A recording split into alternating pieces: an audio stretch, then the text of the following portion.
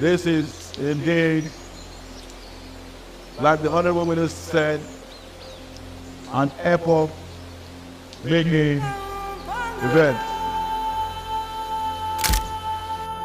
The Ojude Oba festival is very significant as it provides us all an opportunity to celebrate and give thanks to Almighty God for His sustenance and protection.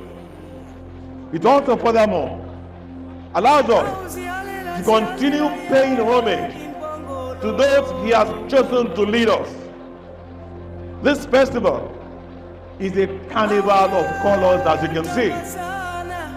A carnival of tapestry, parades, majestic displays of regalia, and celebration of our identity and resilience.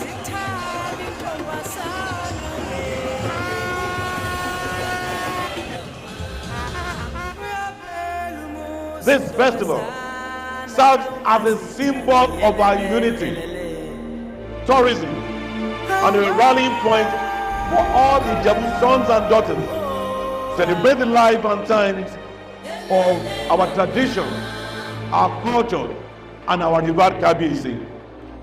It has evolved to becoming a reference festival in Nigeria and world over.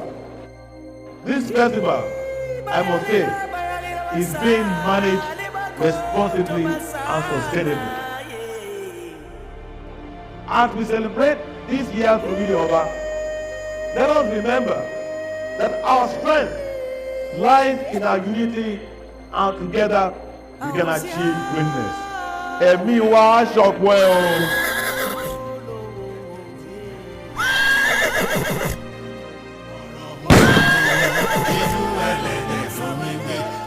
Aṣojú ló ń dùn wọ́n kágbà jígí fún wọn ṣé torí mi lẹ lọ gẹ́gẹ́lé. Ṣé torí mi lẹ lọ gẹ́gẹ́lé skẹ́tẹ́lẹ̀ àbí torí wọn lẹ gẹ́gẹ́lé skẹ́tẹ́lẹ̀ ó bá ṣe torí mi lẹ gẹ́gẹ́lé nínú àgẹ́ fìlà mi skóńtóló.